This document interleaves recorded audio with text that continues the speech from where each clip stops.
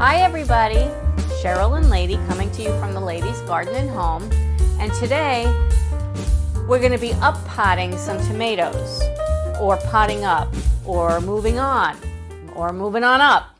So I sowed these very densely, and I did that because these are new seeds and I didn't know what kind of germination rate I would get. Well, it turns out really good germination. So I have to make a decision. Do I thin them out or do I pot them up? And I think for the most part, I'm going to pot them up. I got in touch with my local garden club. They have an annual sale right before Mother's Day every year.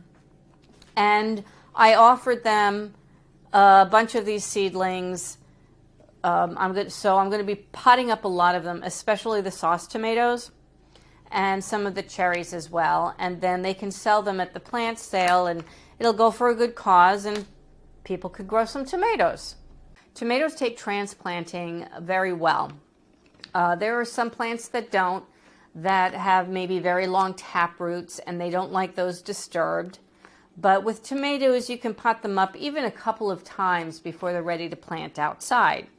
So here are some of the tomatoes that I have already potted up. As you can see, I'm not increasing the size of the pot. I'm just simply eliminating the overcrowdedness. Now I had started these off in these 2.5 inch 6-cell pots, and they've done very well. There's a lot of them in there, and for them to be this old, I planted them on March 8th, and to still look very healthy, that's a good thing. But they're not going to look like that for long. So it's time to get this done. And for the ones that I can't fill up a whole 6-pack for, I'm just going to be putting them in these I think these are 3 by 2 inch pots. So this year is very ambitious for me. I'm going to be doing 18 large-sized tomatoes, the sauce tomatoes, the slicing tomatoes, but I'm also going to be doing 9 cherry tomatoes. So to up pot, you're going to need a couple of utensils. Now, you can get away with using like a tiny seafood fork like this, or a pencil and a Sharpie, or you can get kind of fancy. This was actually, came in a pack of something else that I ordered, but it's pretty cool. It's a mini dibber to make the hole, which the magic marker could do. And it's a fork on one side and like a little tiny shovel on the other. I got my markers that I made from my sour cream and cottage cheese containers. And I've got my cinnamon to help me keep the fungus gnats off. You're going to need the pots that you're going to transplant into after you've soaked them in some dishwashing liquid and a little bit of bleach. And your potting mix. So this row here are San Marzanos, and that's a sauce tomato. So I filled this with soil and patted it down pretty well.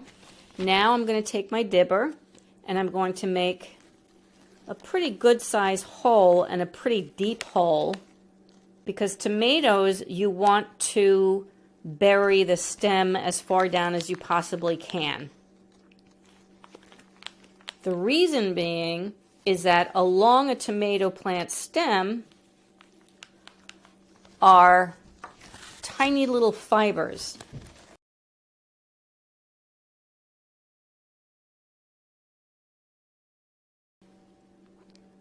Those will develop into roots. And if you plant this nice and deep and bury a lot of that stem, there are going to be roots that are going to grow all alongside and just give a lot more stability and health to that plant. Now, when you're transplanting pretty much any plant, you are going to want to wait till they have some established adult leaves or second leaves. These are the first leaves. Every plant has these tiny leaves that provides all of the nutrition to the plant until the point where they get their true leaves.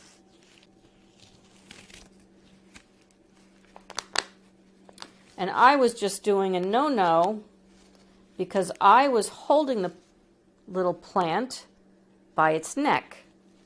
And you really don't want to do that. You want to hold them by their leaves. Because if I broke that neck, which thankfully I didn't do, if I had broken that little neck, pinched it in some way, that's it. Game over. The plant's gone. So let's try this again.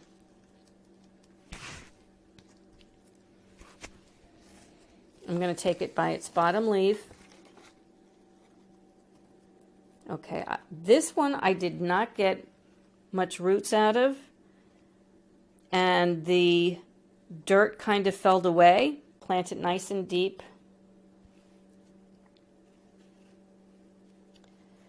But generally when you transplant anything, you want as much of the original soil as you can, because then you're disturbing the roots less.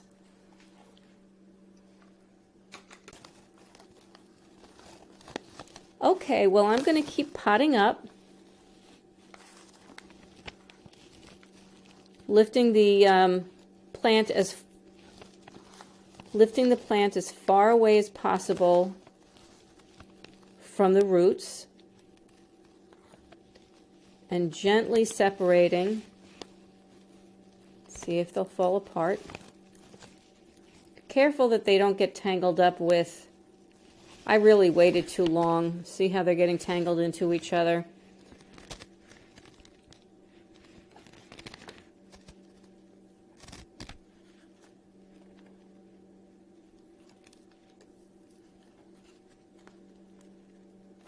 There we go. That's a nice root system right there.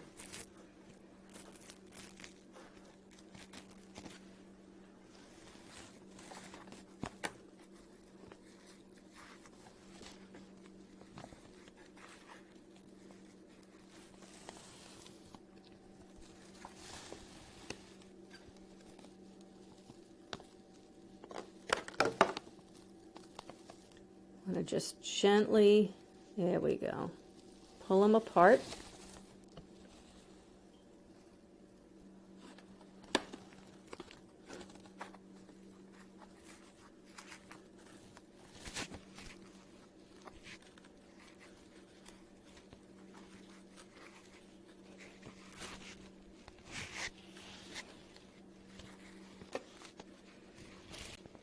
You want them to stand up straight. You don't want them to flop over. So do your best to just get them straight up and down, even if it means they're kind of shoved to the one side.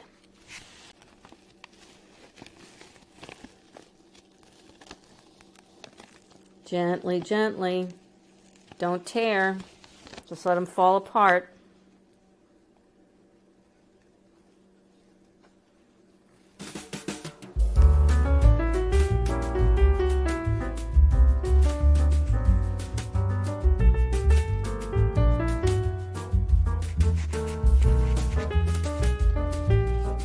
Now we're going to take our marker .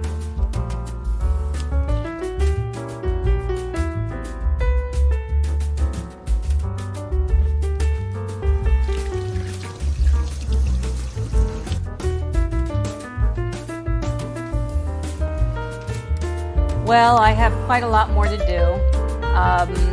I'm probably not going to pot up, obviously, all of them. Otherwise, I would be swimming in tomatoes for the rest of the month. And I won't suffer you through watching me do all of these, but I hope you got the idea. I may have to pot them up one more time before I plant them out mid-May. I definitely will be potting up the ones that I'm giving away. I hope you liked this video. I hope you found it informative. And if you did, please give it a like. And I hope you subscribe and hit the alert bell because we have a lot of gardening to do. We've got peas, cabbage, onions to transplant. We've got carrots to sow. We've got beets to transplant. We've got a lot to do. So I will take you along with me, and I hope you join me. From the Ladies Garden at Home, enjoy your gardening journey. Bye. Say goodbye, lady.